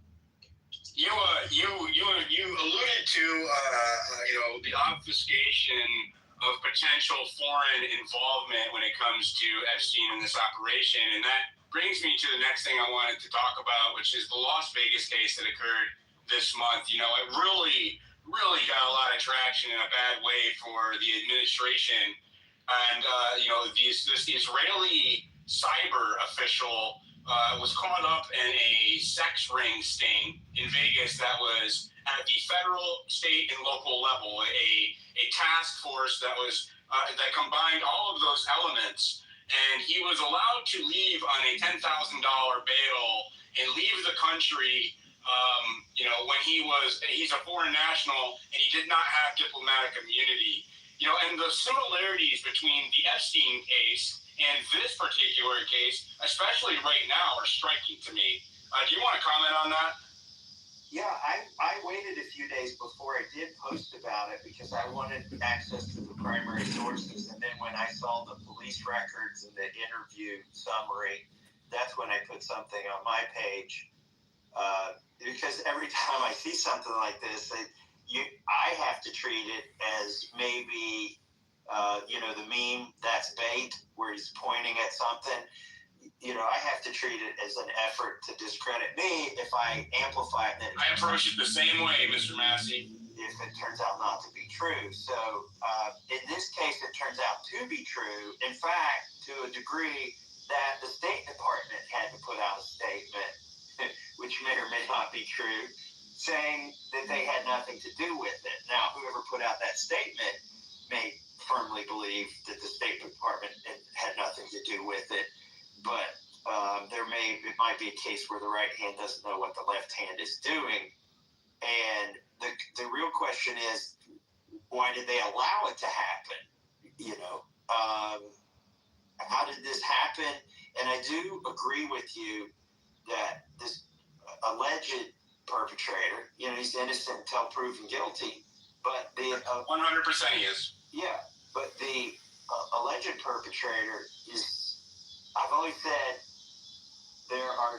there's this category of people that are either rich, powerful, or politically connected.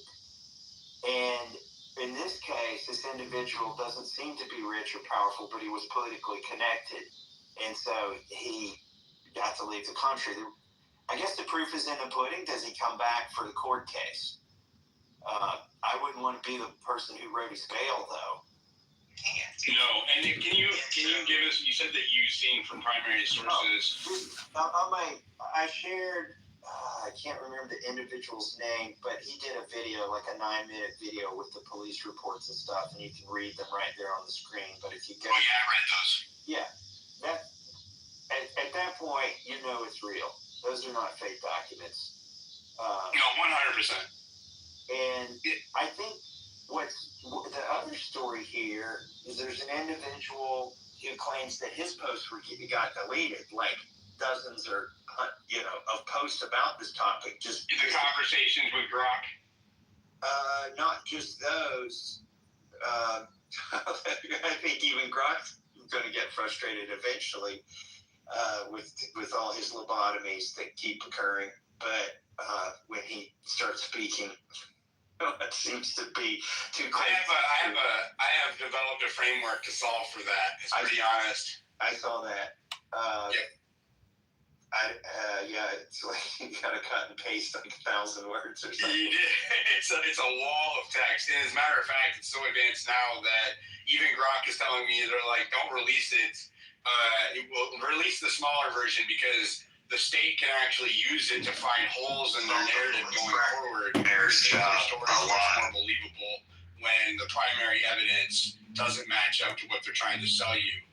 And about that, I looked at that guy's statements, and the problem with me was, do I believe it's possible? I definitely do, but if I'm being objective here, it needs to be independently verifiable, like you said, primary sources. That's how I operate, and I couldn't. There's no way to independently verify what he was saying about the deletions, because if you have a conversation with Grok and then you delete the post that you summoned it with, Grok automatically deletes all of its responses to that post. So that's kind of what happened.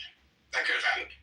Yeah, I'm not sure what happened there either, but if true, it's concerning.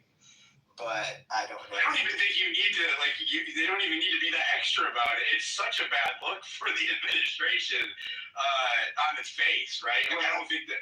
Go ahead. Then it begs the question: how many times has this happened? Is this the default state for somebody from Israel? Can they just go back to Israel if something like this happens? It's interesting that you bring that up. So when that occurred, I used my framework in Grok and was able to pull up 11 cases of this happening with domestic and foreign individuals in the last 5 years alone, where similar circumstances, they were charged on CSAM or meeting with minors, etc. And then the charges were buried.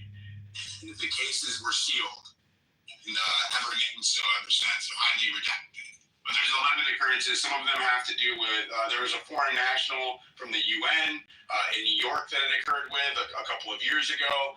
There was a tech bro in Silicon Valley that it occurred with a few years ago who was from the United States. There was an Indian national who was a tech bro that this happened with in California a few years ago, where the case was brought up. It got buried by the DA or whatever, and then it was buried.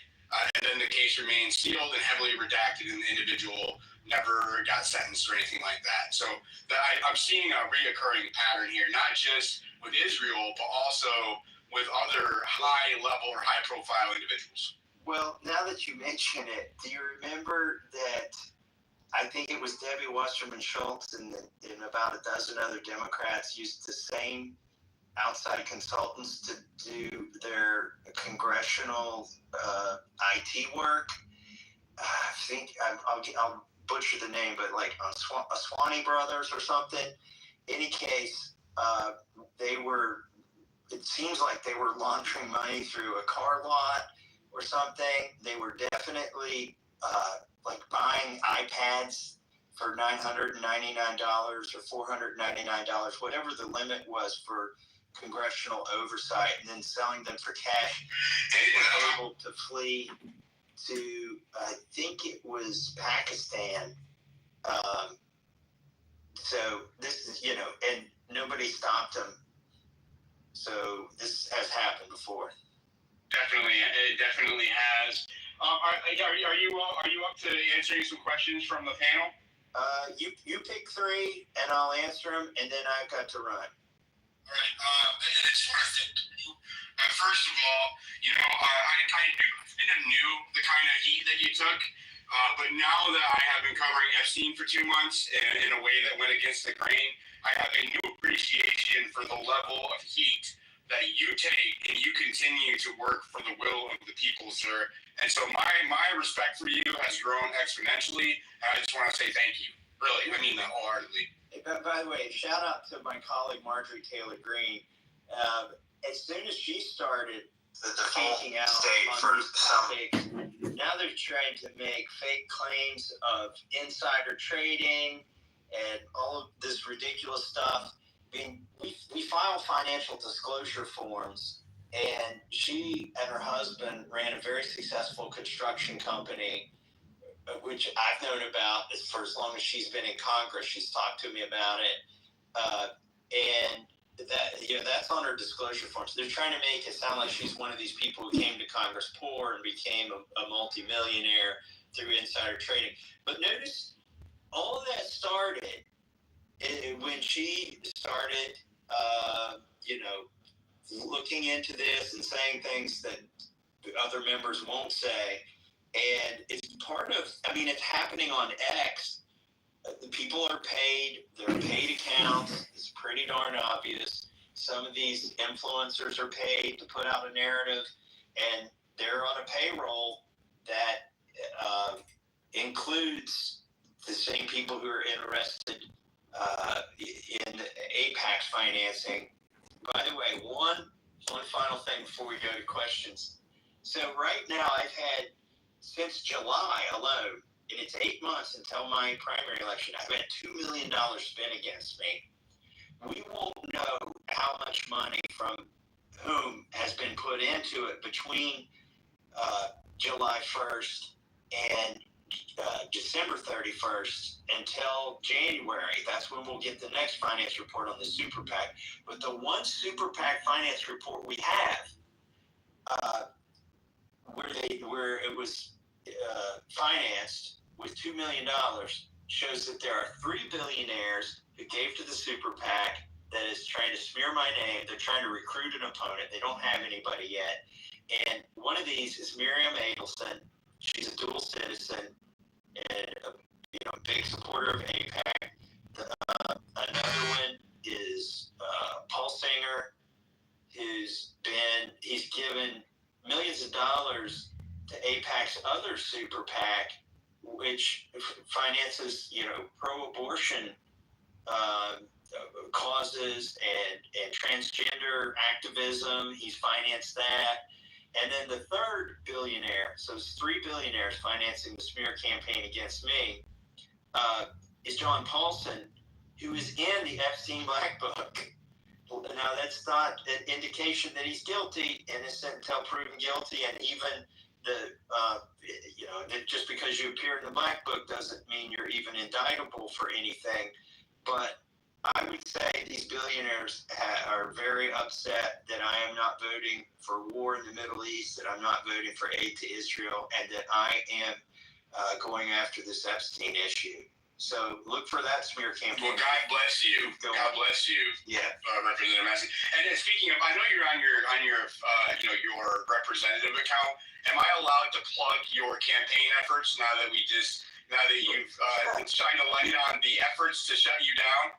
You have First Amendment rights to do anything. So I would advocate for all of my listeners right now, if you care about the Constitution, if you care about truth, transparency, freedom, liberty, and the things that our country was founded on, I will implore you, don't spend money on anything else. If you can afford it, please go to Thomas Massey's page, his website, and he has a plug. Actually, he has looks like his website on his profile, but he also has another account, and I'll just have you look it up. I believe it's Thomas Massey for Kentucky. And make sure you have the right. Okay, don't spend any money and donate to his cause, because he's going against the elite establishment. They are trying to discredit him. They are trying to smear him. There's foreign policy or foreign incentives here to try to shut him up. And he is willing to take the heat. And if you've seen what happened to me, right, and I know that you guys have, imagine the heat that he takes and what he goes through as far as smear campaigns go. So I will ask people to donate to your cause, sir. Well, I can't stop you from doing that. No, you can't. No, you can't. All right. I shared the link down below too in the purple pill. If you wanted to. Did you not see? Can you throw the jumbotron? Yeah, go ahead and throw that. We're gonna throw the link for his donations up in the jumbotron. You guys go support our Congress, our constitutional adhering Congressman up here. All right, let's go to. I'm gonna go. Noxie, do you have something you want to ask Representative Massey?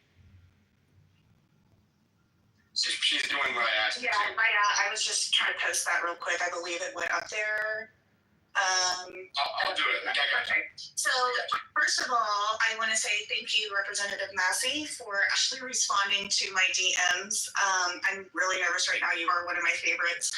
I wanted to ask you a question, and it does pertain to Epstein, and I'm not sure if you remember total information awareness that was defunded by Congress, and how that was put into effect with Palantir and the ties that they have put together. I'm sorry, I'm so nervous. I'm stumbling and shaking. So she's alluding to, let me help you, Noxie. She's alluding to InQtel, which is the CIA's venture capital firm. It invested $2 million seed funding into Palantir, and what we've seen ever since then as a Palantir CIA hybrid, it seems like, at least in some regards, at least in effect, hybrid operation to where Palantir is, it's deriving at least half of its income or close to it from the government. And there is a nest of Palantir-linked individuals currently in the Trump administration. And it's weird because Peter Thiel, his venture capital firm, Valar Ventures, that he co-founded, received a $40 million investment from Epstein in the mid-2010s. And so there's just a weird, and this is, that's what put it on my radar. There's a weird connection there that goes all the way into the Trump administration now. Do you know what she's referring to? Or I haven't found a member of Congress who's willing to talk about this at all. So I don't mind. I understand if you don't want to speak on it. Well, no, there's no reason I wouldn't speak on it if I knew something about it. Have speech or debate protection, right?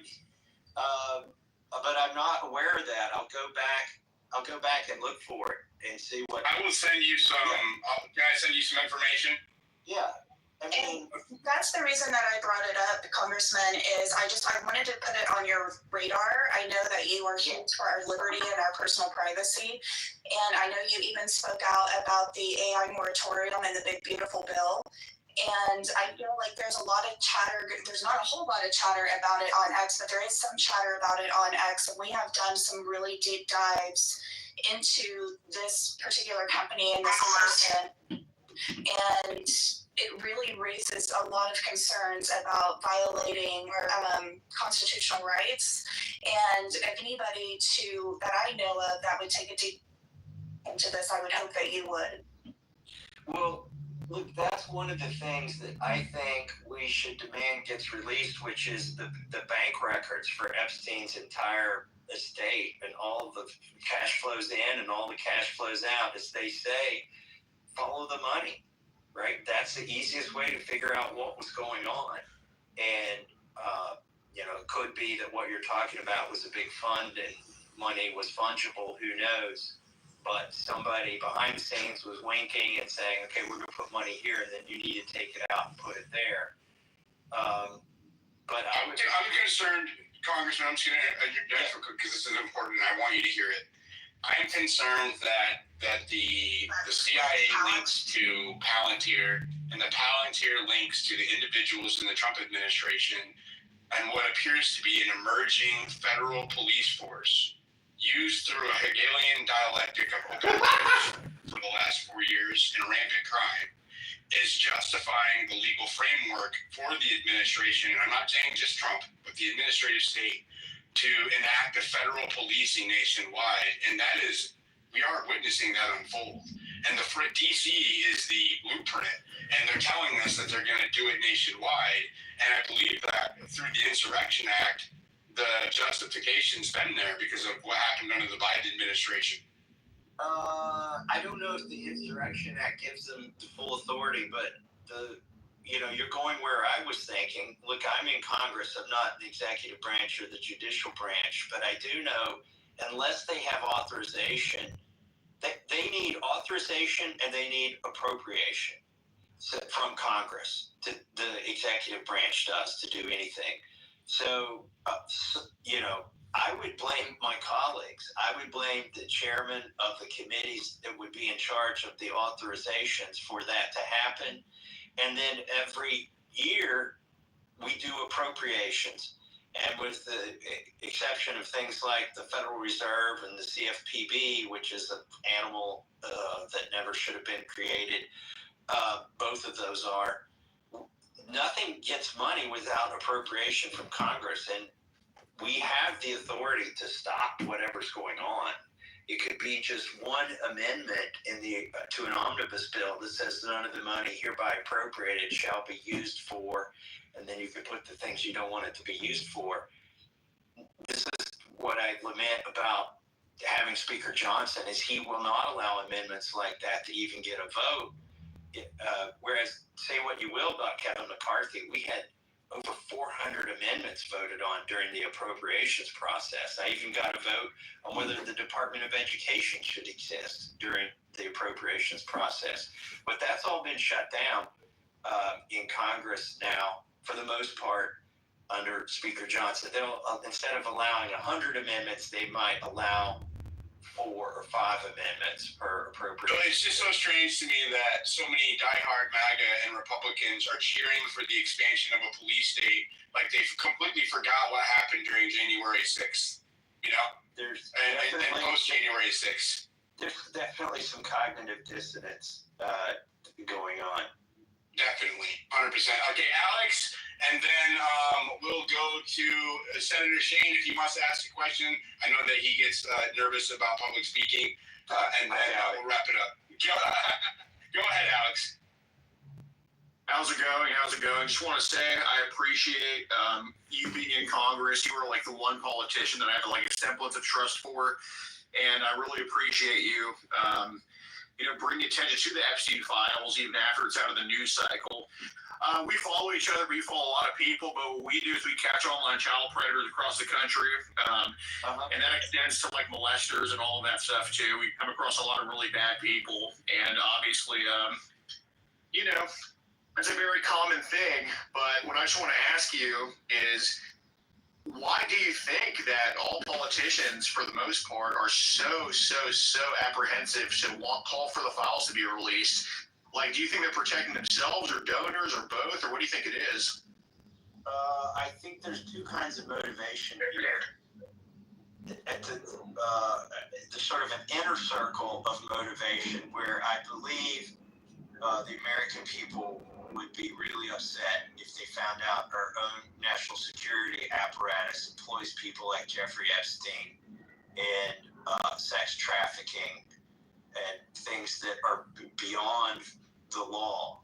I believe that's a possibility. I think that this could tap into that. Okay. At another outer layer, like that would be the inner circle of motivation. Just beyond that is a set of billionaires who frankly, they're part of the uniparty. They're not that partisan. They are transactional. They want their special favors for their businesses. They're almost all socially very liberal. And I don't mean in a libertarian sense.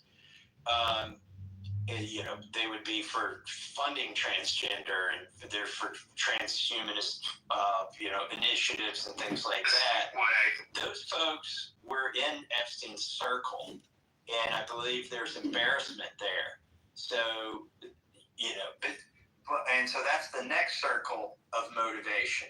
But most of my colleagues are going to be motivated because they don't know these billionaires and they're clueless as to how our intelligence apparatus works. So most of my colleagues who are trying not to vote on the Epstein files just simply don't want to get on the wrong side of Trump. That's their entire motivation here, because their re-election hinges on being in good graces. And that, again, is one of the reasons the billionaire class is running attack ads on me right now, is to keep the other congressmen cowering on this issue. So those are your three motivations. Embarrassment at the center level. I think this could implicate how our national security apparatus operates outside the law or the Constitution, in much the way Edward Snowden had revelations. There could be revelations that big in these Epstein files. And then the next circle is the billionaires who don't want to get embarrassed because they've been playing in this little swamp and operate outside law. But the biggest circle around all of that is just people who are scared to go against the administration and Trump, and that might include Pam Bondi. And go ahead, Rev. Yeah, I see. I appreciate the answer, but I guess my next question would be, why do you think none of them were calling for it to be released then? Because I saw tweets from you back in the day when Biden was in office that you were calling for it to be released. It doesn't apply to you, but if it's not to go against Trump, why do you think they weren't calling for it in the 4 years that Biden was in office, or when Trump actually arrested Epstein in 2019? Well, I'm talking about Republicans, first of all. Like for Democrats, with the exception of Ro Khanna and some people who are genuinely motivated on the Democrat side of the aisle, a lot of them are hoping that Trump gets snared up in this. So that's their motivation. By the way, something else I wanted to say on this space is people, a lot of times in comments on my posts, they're like, well, why don't you just talk to Trump, or why don't you just talk to Pam Bondi? You're assuming I haven't. Like, I do. I have. I asked Pam Bondi for these files in a private dinner in April. Because I'm on the Judiciary Committee, we went over to her office and had dinner, and it was very nice. And we were each kind of, we went around the table. Members of the Judiciary Committee could ask the Attorney General questions, and I told Jim Jordan, I said, listen, I don't want to embarrass anybody here, but I'm going to ask about the Epstein files. And he said, Massey, you do what you want. Ask whatever you want. And I got the runaround then in a private meeting, and I realized that, we were not going to get these things, or I suspected we weren't going to get these things based on her answer then. Thank you, Thomas, Representative Massey. That's I didn't know that. I didn't know that you had asked in person. So there's another breaking news. Thomas Massey has asked Pam Bondi in person about the Epstein files. So wow, we're in a great space. By the way, in front of her staff and 30 other congressmen. Wow. Yeah, that's so wild. All right, thank you, Alex. I know our time is limited here, so I'm going to go to Shane, Senator Shane, sir, do you have anything that you would like to ask the congressman or say? Yeah, thank you, Congressman. I've been following you and appreciated your last tweet where all the criminals had gone home, so why were they beefing up police support there in D.C.? I thought it was hilarious. We founded the Freedom Caucus last year and was able to run it through here in Oklahoma with a lot of conservative initiatives. So we've dealt with the swamp on a state level, similar to what I see you doing up there. It takes a lot of courage. My question is, how is your experience working with our congressional delegation from Oklahoma? I put a lot of their contact information down below so that people could reach out to them if they're from Oklahoma. So I had them on ready available. My congresswoman in particular is Congresswoman Stephanie Bice. Do you think she would be amenable to signing on to your request for the Epstein files? I think your answer to that would probably be very telling, but any other open-ended commentary you'd like to make on our congressional delegation, because we're looking at making sure that our conservative values are being represented up there like you do for the good people in Kentucky. Well, I don't have anything disparaging to say about any of the Oklahoma delegation, but I would say Josh Bertine might be your best bet for getting a signature on this discharge petition. And again, he's the one I talk to the most, and it's kind of cliquish up there. He's in the Freedom Caucus, I'm not, but I see him almost in every vote when we go to the floor of the House, and I talk to him quite a bit.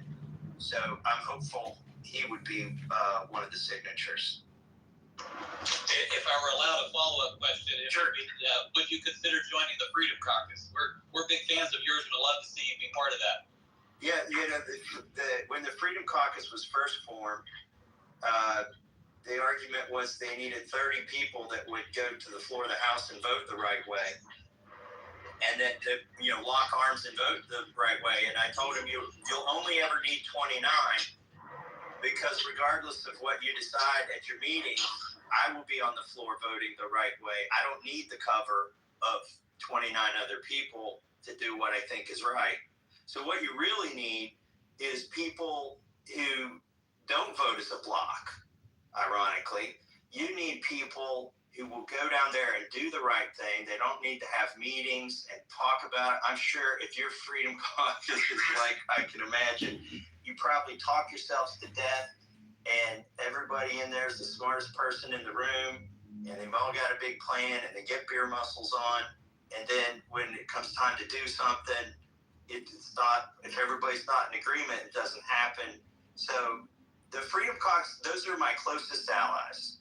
But it also turns out that Victoria Sparks, not in the Freedom Caucus, Marjorie Taylor Greene, not in the Freedom Caucus, Warren Davidson, not in the Freedom Caucus.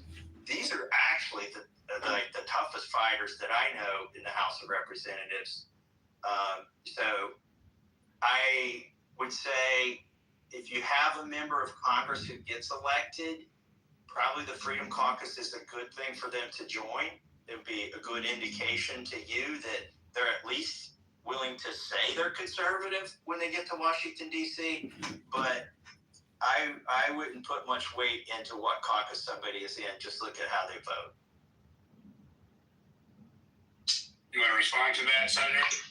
I couldn't agree more. We went from about 4 conservative votes last legislative session in 2024 to 12 to 15 consistently pushing back against the growing government agenda of the establishment. So we wrestle with that battle because we have a lot of conservatives like yourself who vote with us, but they're not really joiners. But I agree wholeheartedly. If you have the courage to vote your conscience, you'll end up pretty much voting like a Freedom Caucus member. Hey, by the way, the fact that you're on this Twitter space tells me you are one of the best ones there in Oklahoma. I don't need to know much more. And also the fact that you're trying to help your federal delegation, find the right path up there. because I know that gets you in trouble. Just the fact that you've been on this Twitter space is going to make some of them upset. It's going to make your leadership upset there in Oklahoma. So my hat's off to you, brother. Well, I appreciate that coming from you. Tremendous amount of respect. Thanks, sir. All right. Well, let's see. I've been on here an hour. I was just going to do half an hour. I think I'm going to have to hop off of here. It was good talking to you all. Thank you to everybody who's on this Twitter space. You're now on Massad's list, and your phone will get hacked and all that good stuff. But it was fun while it lasted. Thank you, Representative Massey, for having the balls and the courage to do what you're doing. And again, you guys can go support him in the link up in the Jumbotron. And Mr. Massey, I have been under threat since covering the Epstein files. I just alluded that I might come to D.C. Can you give me some tips to stay safe if I come down there? Because I have been threatened quite a bit. But I'm just going to publicly declare, right, if I do go to D.C., I'm not suicidal. I'm not doing anything risky. And I am going there just to cover that event. So if I do go, I will definitely be in touch with you, sir. Thank you again. Yeah. All right. Look me up. It's a swamp, but my office is a lily pad. Got you. I got you. All right. We'll talk to y'all later. Thank you, Thomas Massey. I appreciate it. Thank you, Noxie, for inviting me. Yeah, good job, Noxie, getting him in here. Thank you so much. All right. That was good, man. We got some breaking news on that one. I want to know what the what's going to drop in September that's going to make it hard. They got some. He said that somebody had some juice. I want to know what the juice is. Ooh, this is going to be interesting. Let me get the stage filled up here. Bottom right corner, repost the space. Go down in the comments section, and we will continue this conversation. Sorry, I know a lot of people didn't get a chance to speak or come on stage or ask. But, it's a limited time, and I promised before that I would have, that I would be very selective with the questions, not who, but the amount of questions that he would get asked, because, again, he gave us an hour, and we only had 30 minutes, so really appreciate that from the Congressman. Noxie, good job getting him in here. What did you think? Well, first of all, I want to say thank you for having my back whenever I was completely fangirling and stumbling over my words. That was very appreciated. I'm really looking forward to what he has to bring in September. And I'm incredibly thankful for somebody to be standing up and digging into this whenever it feels like we just keep running into one brick wall after another.